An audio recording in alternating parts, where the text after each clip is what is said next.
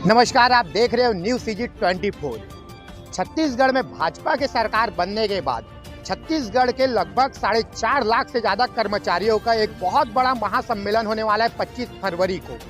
जी हाँ, हम बात कर रहे हैं छत्तीसगढ़ संयुक्त अनियमित कर्मचारी महासंघ के द्वारा एक बहुत बड़ा सम्मेलन किया जा रहा है। चुनाव के पूर्व में महासंघ के द्वारा एक लेटर जारी करके साफ साफ कहा था कि इस बार कांग्रेस ने जो धोखा दिया उसके कारण तो बीजेपी को समर्थन का भी लेटर जारी किया गया। कहीं ना कहीं कर्मचारी छत्तीसगढ़ के चुनाव में बहुत महत्वपूर्ण भूमिका निभाते हैं। लाखों की संख्या में कर्मचारियों के परिवार की संख्या भी लाखों की संख्या में। साथ ही हम बात करेंगे महासम्मेलन के बारे में।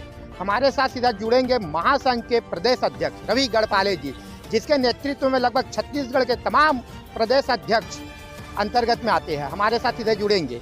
सर, सबसे पहले हम आपका न्यूज़ सीजी 24 में बहुत बहुत स्वागत और अभिनंदन करते हैं। जी, बहुत बहुत धन्यवाद। सर, देखा गया था कि चुनाव के पूर्व में महासंघ के द्वारा एक लेटर पैड जारी किया गया था जिसमें आपने भाजपा को समर्थन दिया था, लेकिन एलआईबी रिपोर्ट की हम बात करें तो कांग्रेस की सरकार उस समय रिपीट था। लेकिन आपने इतना दम कहाँ से दिखा दिया कि आपने सीधा समर्थन जारी कर दिया भाजपा के पक्ष में?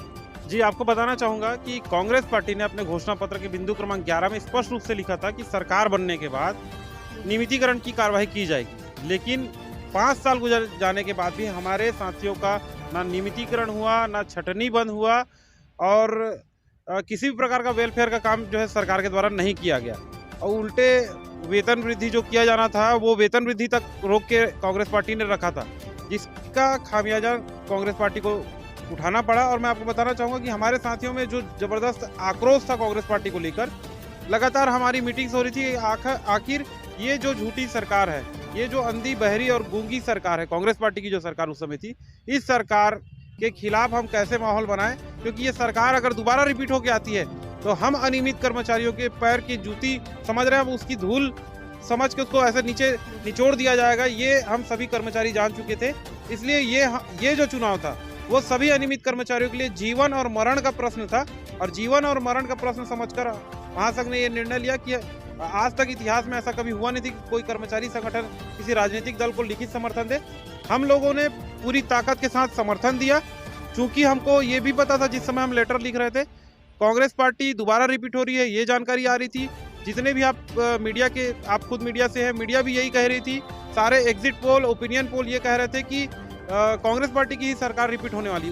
उसके बावजूद हमने सरकार से लोहा लिया है, डायरेक्ट उनसे फाइट करने का सोचा और मेरे पूरे साथियों ने मदद किया और पूरे साथियों के संघर्षों से भारतीय जनता पार्टी को लाभ पाने में हम लोग सक्षम हुए। सर, देखा गया था कि आप लोग जो धरना प्रदर्शन में बैठते थे, तमाम संगठन रायपुर के धरना स्थल तूता की बात करते हैं, पूर्व में बूढ़ा तालाब में बैठते थे, तो वहाँ पर देखा गया सर तूता में छत्तीसगढ़ के जो पूर्व मुख्यमंत्री रहे 15 साल के रमन सिंह जी की बात करें, चाहे विजय शर्मा जी की बात करें, चाहे ओपी चौधरी जी की बात करें, या तमाम भाजपा के जैसे कि अभी उप मुख्यमंत्री अरुण साहू जी की बात करें, या तमाम नेताओं की बात करें, आप लोग के मंच पे आते थे और समर्थन देते थे आप लोग के प्रदर्शन में। तो अभी सर सरकार आ चुका है तो आप लोग का जैसे मुलाकात भी होता होगा, तो क्या कहना रहता है उन लोगों का? अभी तक सरकार आने के बाद माननीय मुख्यमंत्री जी से 7 से 8 बार हम लोग मुलाकात कर चुके हैं और इस मुलाकात के दौरान बहुत ही सकारात्मक चर्चा होती है। हम जिन बिंदुओं को लेकर जाते हैं मुख्यमंत्री उसको उतनी ही शालीनता से उसको समझते हैं, जानने का प्रयास करते हैं और ओएसडी के माध्यम से उसको कैसे आगे एग्जीक्यूट किया जा सकता है उसके बारे में भी चर्चा हो रही। मैं आपको बताना चाहूँगा, जो हमारे कार्यक्रम में आकर हमारा समर्थन करते थे इन नेताओं जो कि अभी कैबिनेट मंत्री बन चुके हैं, उन कैबिनेट मंत्रियों से भी जब हमारी मुलाकात होती है बहुत ही सकारात्मक चर्चा होती है और उनके माध्यम से कई जो हमारे कुछ कर्मचारियों की कुछ समस्याएं भी होती है, उन समस्याओं को हम लोगों ने सुलझाया भी है। रही बात, आप एक आंदोलन स्थल की बात कर रहे थे, मैं आपको आपके माध्यम से हमारे साथियों को बताना चाहूँगा, हालांकि हमारे साथी तो जान ही रहे हैं, लेकिन और भी जो दर्शक जो नहीं जान रहे, बूढ़ा तालाब एक धरना स्थल हुआ करता था। उस बूढ़ा तालाब में हम लोगों ने सितंबर 2021-22 में हम लोगों ने एक आंदोलन किया था और वो आंदोलन था अनिश्चितकालीन आंदोलन और 72 घंटा तक हम लोगों ने वहाँ पर जाम करके रखा हुआ था। जब वो जाम हुआ था, गणेश पक्ष का समय, गणेश चतुर्थी आने वाला था, ठीक उससे पहले का जो आंदोलन था वो सड़क इस तरीके से बंद थी, श्याम टाकी के सामने की सड़क इस तरीके से 72 घंटे के लिए बंद थी कि ना एक व्यक्ति उस साइड जा सकता था, ना उधर का व्यक्ति इधर आ सकता था, सबको घूम के जाना पड़ता था। तो इस तरीके का आंदोलन छत्तीसगढ़ के इतिहास में पहली बार देखा गया कि 72 घंटा तक उतने बड़े क्राउड एरिया को जाम करके रखा गया था और इसका खामियाजा ये हुआ या इसका भुगतान इस तरीके से हमारे आंदोलनकारियों को या फिर और जो अन्य संगठन के लोगों को ये भुगतान देना पड़ा कि धरना स्थल को फिर तुरंत तत्काल में जिला प्रशासन ने परिवर्तित करके मानातूता भेज दिया, तो जंगल भेज दिया गया है। तो ठीक है, ये सरकार का निर्णय होता है, लेकिन हम लोगों ने संघर्ष किया है निश्चित तौर पे। उसकी वजह से हमको धाराएं भी लगाई गई, हमारे कई कर्मचारियों के ऊपर धाराएं लगाई गई है। आगे जब हम आंदोलन की रणनीति बना रहे थे तो उस समय जेल भी भेजा गया था। तो इतने साल में हम लोगों ने ही वो सरकार को बनाने में हमारे पूरे साथियों ने मदद किया है। प्रदेश के 2.5 लाख से भी अधिक अनियमित कर्मचारी सीधे तौर पे हमसे जुड़े हुए हैं। कुछ और कर्मचारी हैं जो कि सीधे नहीं भी जुड़े हैं, लेकिन वो सारे अनियमित कर्मचारी के लिए महासंघ हमेशा लड़ाई लड़ रहा है और उम्मीद करते हैं कि 25 फरवरी का जो कार्यक्रम होगा वो पूरे अनियमित कर्मचारियों के लिए बहुत सारी खुशियों की सौगात लेके आने वाला है।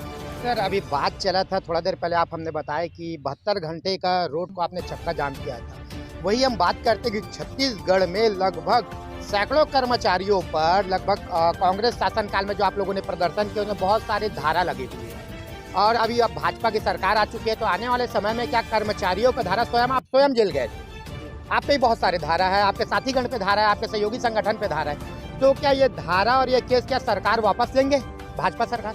जी, इसके बारे में मैं आपको बताना चाहूँगा। अभी जो पिछला कैबिनेट की बैठक हुआ था, उस कैबिनेट में एक निर्णय लिया गया है कि इस प्रकार की जितनी भी राजनीतिक प्रकरण के तहत जो धाराएं लगाई गई है किसी भी कर्मचारी के ऊपर या राजनीतिक संगठनों के ऊपर, अगर राजनीतिक द्वेष से अगर ये धाराएं लगाई गई है तो उनको परीक्षण करके उनको शून्य किया जाएगा।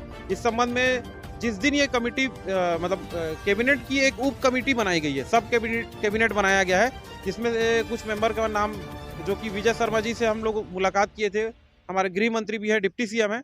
जिस दिन ये कमेटी का ऐलान हुआ था उसी दिन मैं अपने पदाधिकारियों के साथ हमारे इसी मुद्दे को लेकर कि कर्मचारियों के ऊपर जो धाराएं लगाई गई है उसको कार्रवाई को शून्य किया जाए, क्योंकि हमको लगातार रायपुर में आके यहाँ पर पेशी अटेंड करना पड़ता है, जिसकी वजह से कई बार हमारे ऑफिस में भी प्रॉब्लम होता है, बार बार छुट्टी लेना पड़ता है। पिछले 5 साल से हम लगातार जो है पेशी काटते आ रहे हैं। तो ये सारी चीज़ों को विजय शर्मा जी ने अच्छे से सुना और उनके जो पुलिस अधिकारी उनके साथ में एक और अटैच थे, उनको वो सारे प्रकरण दिया, और उसके साथ साथ देते समय हमको ये भी जानकारी दिए कि वो जो सब कमेटी बना है उसमें उसके अध्यक्ष हैं, अरुण साहू जी उस कमेटी में हैं, रामविचार नेताम जी उस कमेटी में हैं, और लक्ष्मी रजवाड़े जी भी उस कमेटी की मेंबर है। और इस प्रकार के जितने प्रकरण आएंगे तो उसको इन सारी राजनीतिक प्रकरणों को शून्य करने की कार्रवाई की जाएगी। इस संबंध में सकारात्मक चर्चा विजय शर्मा जी से हमारी हो चुकी है।